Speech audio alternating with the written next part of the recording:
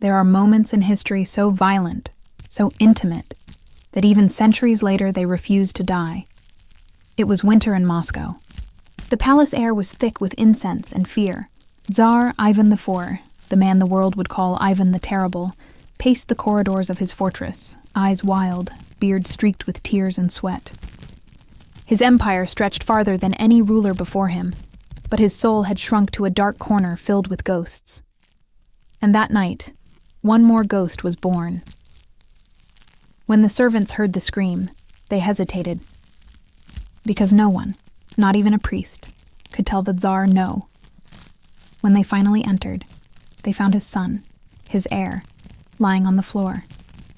Blood pooling, skull fractured, his father's scepter still clutched in the Tsar's trembling hand. What followed was not just the death of a prince. It was the death of a dynasty, a family, and perhaps of Ivan's sanity itself.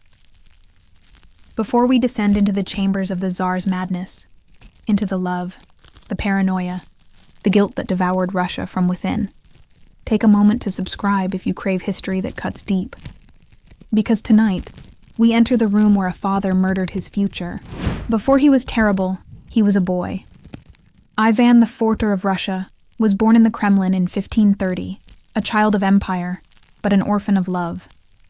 His father, Grand Prince Vasily III, died when Ivan was 3.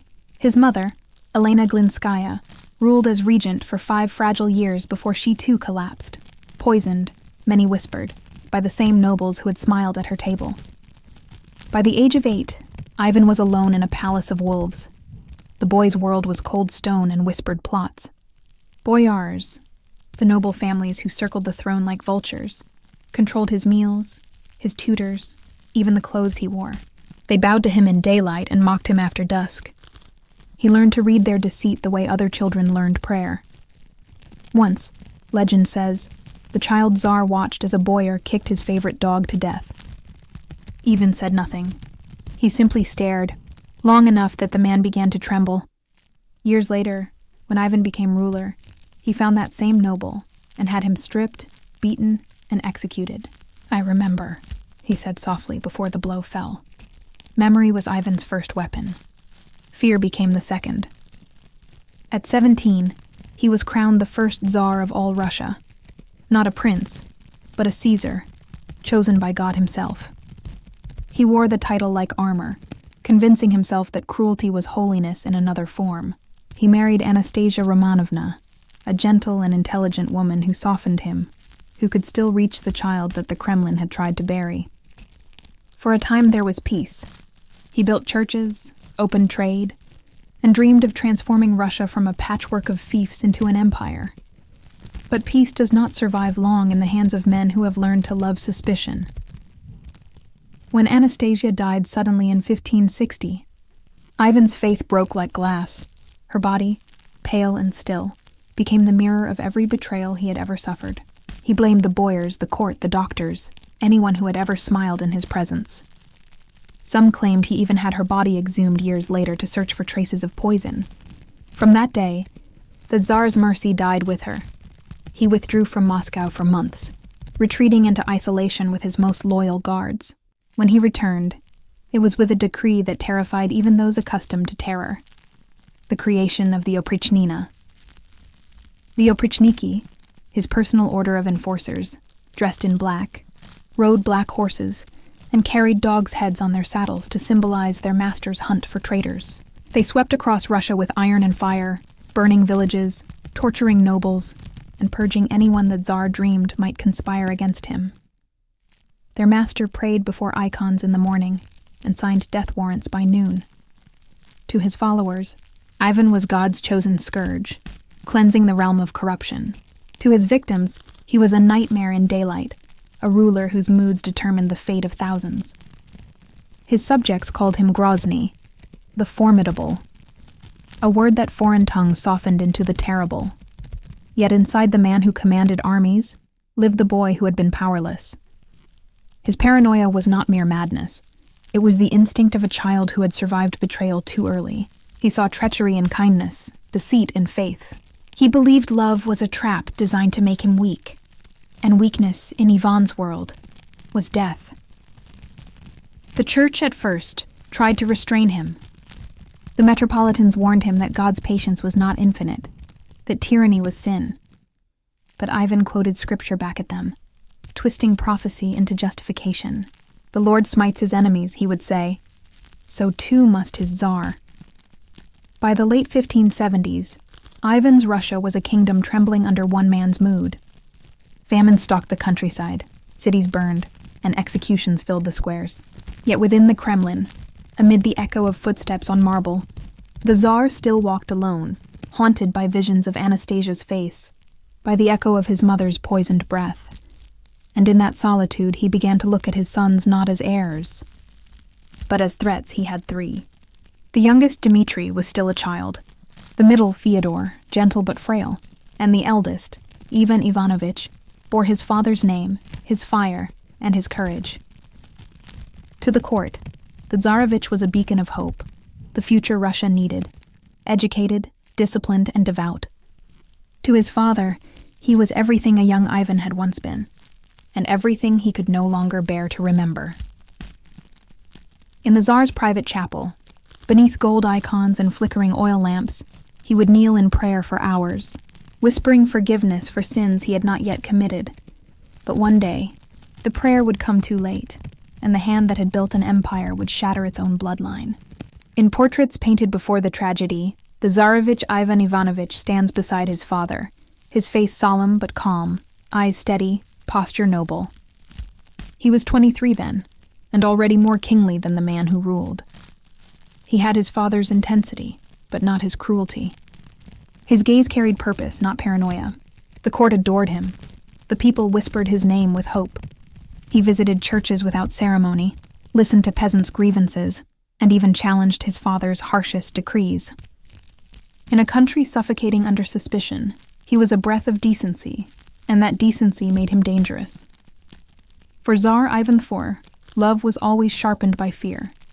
He could not trust anyone who inspired devotion he could not control, not his advisors, not his guards, and most painfully not his own blood. The boy had once idolized his father. As a child, the young Ivan followed the Tsar everywhere, mimicking his gestures, wearing a tiny version of the royal robe during processions. When the Tsar raised his hand to bless, the child raised his in imitation. The father laughed then, a sound rare enough to stop servants mid-step. But laughter does not survive in houses built on dread.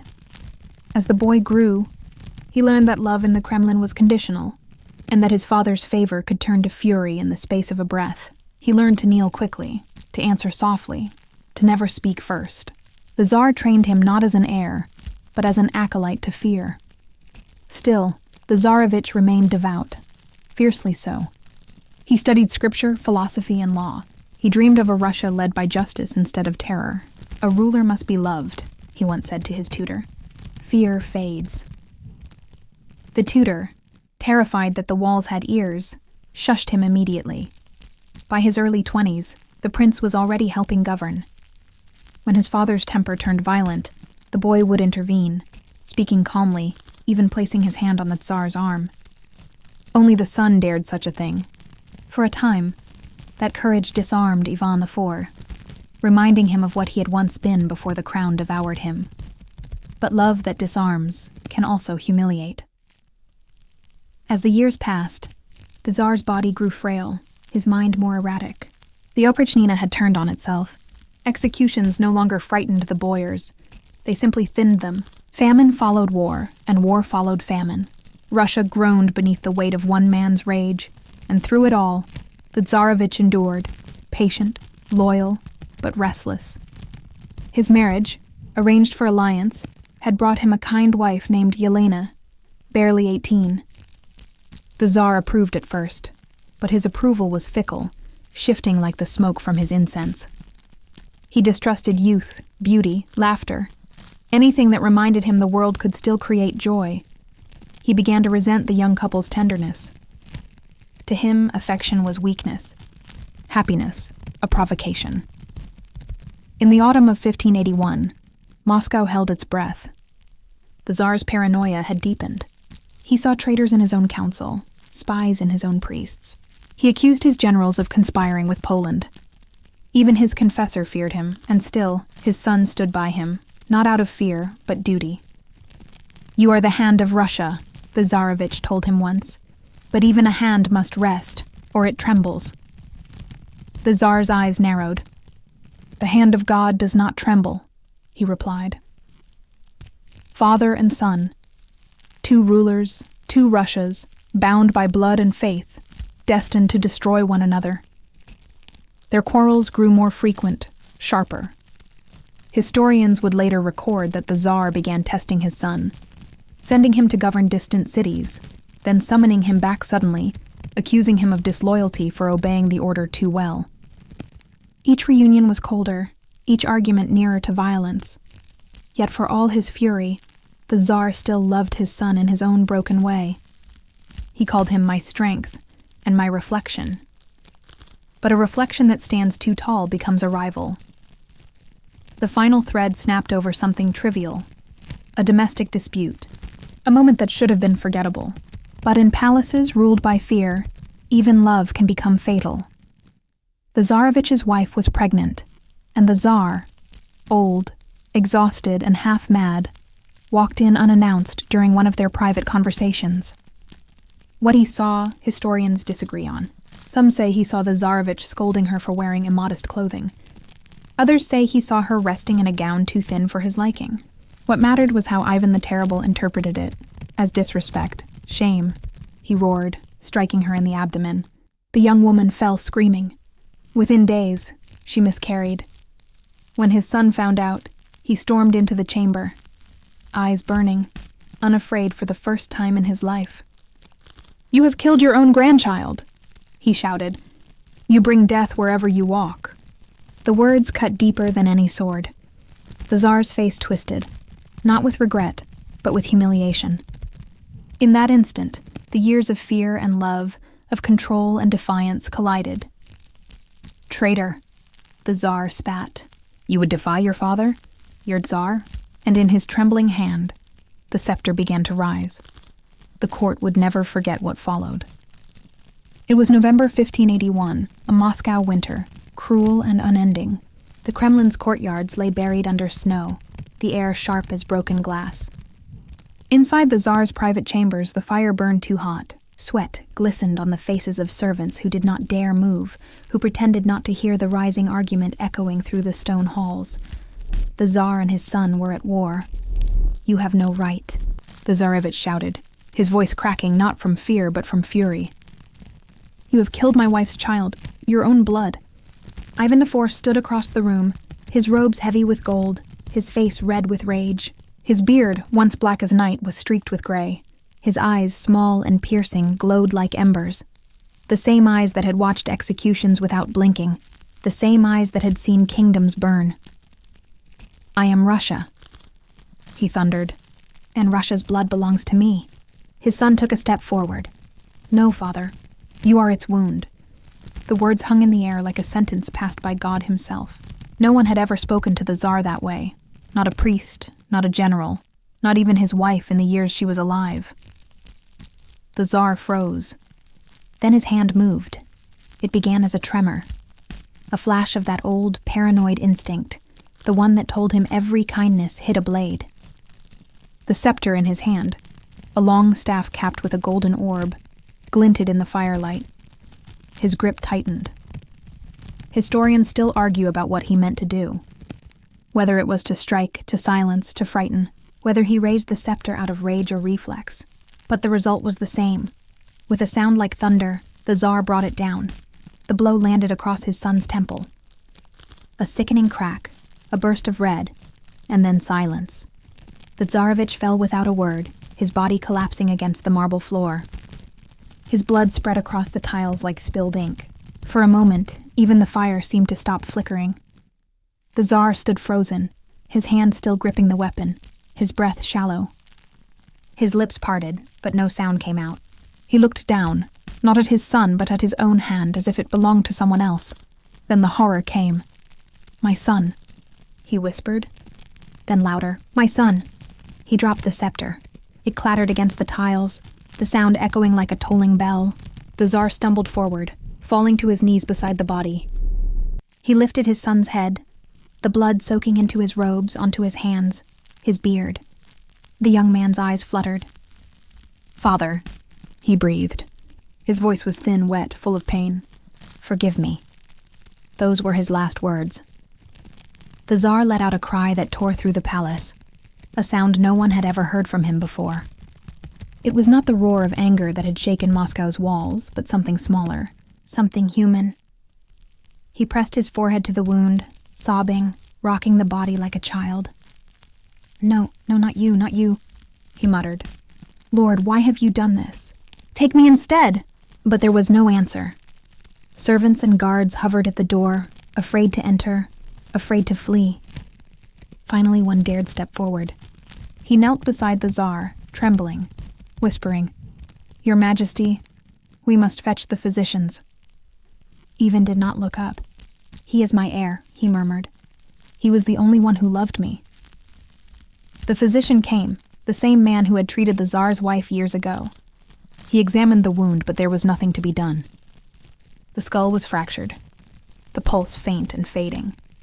For 3 days, the Tsar would not leave his son's side.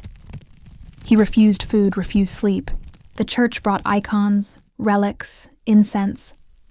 None could cleanse the air of guilt. Witnesses said the Tsar kept whispering the same prayer over and over, his voice hoarse. "Forgive me, my son. Forgive your father. Forgive your Tsar." At times he raged at himself, striking his own chest, tearing his beard until blood ran down his neck. "I have killed Russia," he cried. "I have slain my own crown." By the third night, the Tsarevich's breathing stopped. The room grew still, as if the palace itself understood what had happened. The Tsar sat motionless, holding his son's hand long after it had gone cold. When the guards finally took the body away, they said the Tsar did not resist. He just stared at the empty floor, his hands stained crimson to the wrist. And when he finally spoke again, his voice was barely a whisper. "Even God has turned his face from me." In the months that followed the murder, the Kremlin became a mausoleum. The corridors that once trembled with the Tsar's voice now echoed only with the shuffle of servants moving like ghosts. No one dared speak the prince's name aloud. Even the icons in the palace chapel were draped in black cloth, as if the saints themselves could not bear to look. The Tsar barely slept. He wandered from room to room, clutching a small wooden cross, muttering half-prayers that often dissolved into self-accusation. Those who dared watch him said his face changed daily, one day gaunt and hollow, the next contorted by grief, then blank, as if grief had drained even the muscles needed for expression. The man who had once ruled through terror was now ruled by it. Every night he saw the same vision. His son standing at the foot of his bed, blood trickling down his temple, eyes full of pity, not accusation. The Tsar would wake screaming, his sheets drenched, his voice cracked and raw. "Do not forgive me," he would cry to the darkness. "Make me pay." But morning always came, and he still breathed. He ordered masses said for the dead prince every day, hundreds of them, until the clergy could barely stand from exhaustion. He filled the churches with candles that burned like small suns, as if light alone could push back the guilt that haunted him. Yet when he knelt in prayer, he felt nothing. The silence of heaven terrified him more than any rebellion ever had.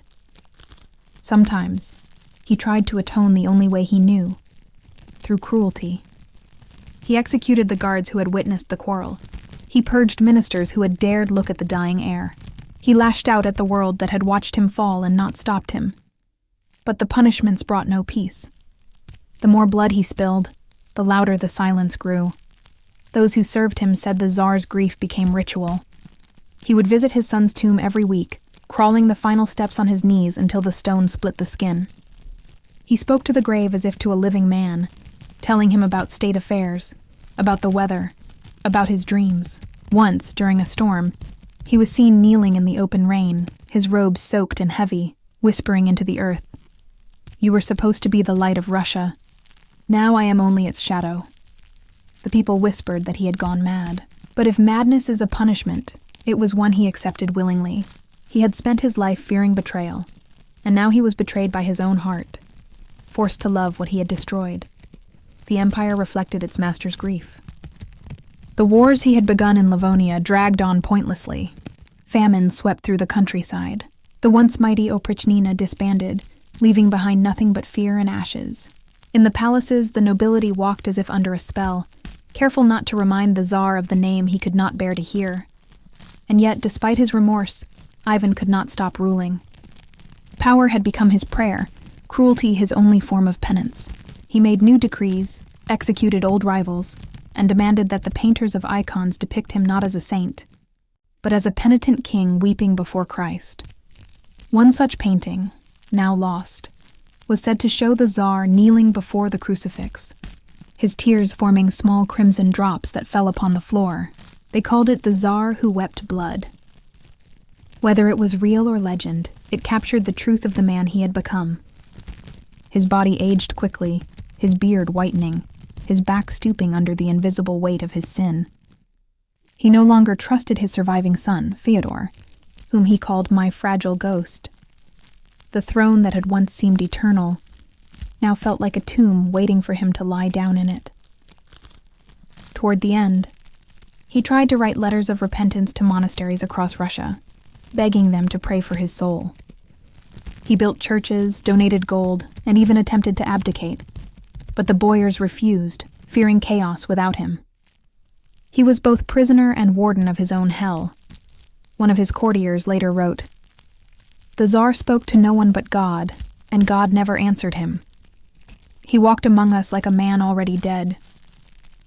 They say that in his final years, Ivan would stand for hours before the painting of him cradling his dying son, the image that still haunts history. He would trace the outlines with shaking fingers, whispering, "My hands did this. My hands." And then, one evening, he collapsed during a game of chess, his head striking the board. The last words he was heard to say were, "I am coming, my son." He died in 1584, 3 years after the murder. But Russia did not mourn him. The people buried their Tsar, yet what they truly buried was an era, one drenched in blood, born of fear and ended in silence.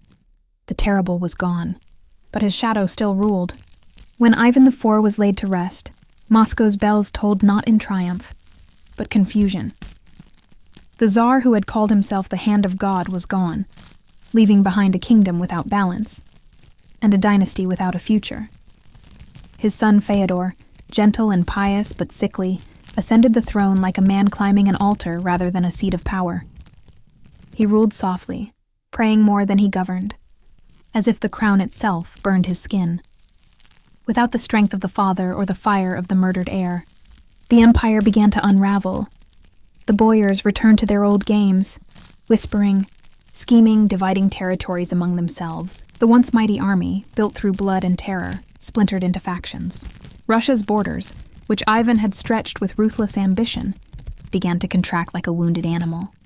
And over all of it, the memory of that winter night, the blow that felled the Tsarevich, lingered like a poison in the bloodstream of the nation. No one dared to speak of it openly, but the story passed from tongue to tongue, generation to generation, until it became legend.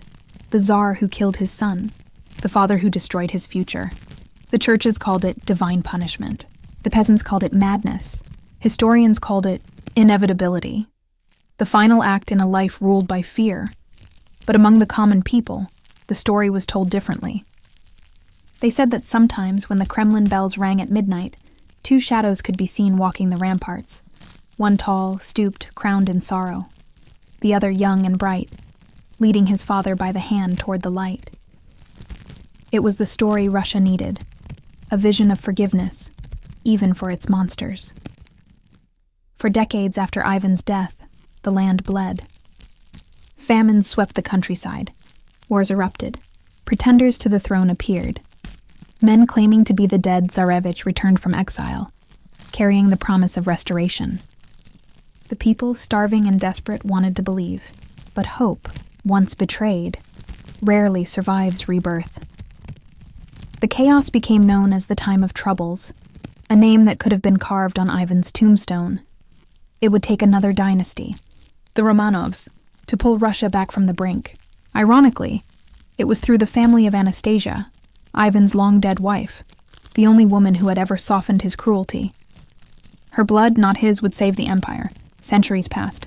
Empires rose and fell. But the story of Ivan and his son refused to fade. It was retold in churches, in classrooms, in the dim light of taverns where men drank to forget that cruelty had once worn a crown.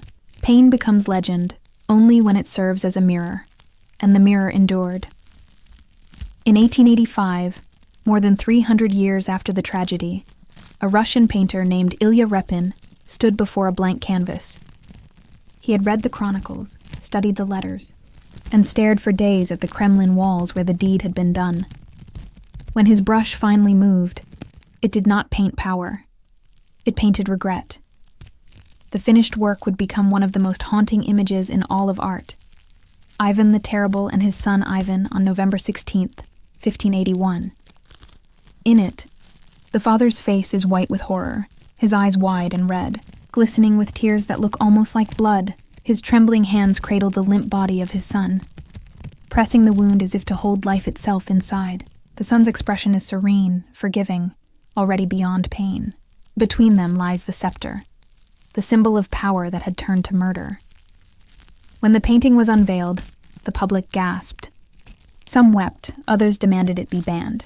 They said it insulted the crown, that it reopened a wound best forgotten. But Repin's work survived censorship because it was more than art. It was confession. Through paint and canvas, Russia saw itself, an empire built by a father's hand and broken by it, even now. Centuries later, that image remains impossible to forget. The Tsar's eyes follow the viewer, wide with the recognition that absolute power brings no absolution. The son's limp hand hangs between them, like a bridge that can never be crossed. In that frozen moment, both men are trapped, one by guilt, the other by forgiveness. And between them lies a truth as old as kingship itself, that no empire can survive when fear becomes its foundation. Modern historians still debate the details. Did Ivan strike in madness or in a moment of blind fury? Was it an accident or a deliberate act of dominance gone too far? The archives offer theories, not answers. But in the end, the facts matter less than the silence that followed them. Because what truly killed Russia's golden heir was not just the blow, but the world that made such a blow possible. A world where love was mistaken for weakness, where mercy was seen as treason, where a man could believe himself chosen by God and still be unable to save his own soul. When visitors stand before Repin's painting in Moscow's Tretyakov Gallery, they often fall silent. The museum's air is still, the colors almost breathing under glass. And if you listen long enough, beneath the murmurs of tourists and the hum of electric lights, you can almost hear it, the faint echo of a cry that never stopped. A father's voice, breaking. A son's breath, fading. A nation, holding both in its memory. The story of Ivan the Terrible did not end with his death. It endures in the portrait that refuses to let us look away. Because it isn't only the story of a czar who killed his son. It's the story of every ruler who confuses power with love. Every parent who becomes what they feared. Every human being who realizes, too late, that what they were defending was already gone. And that, perhaps, is why the image still hurts to look at. It isn't history staring back from that canvas. It's us.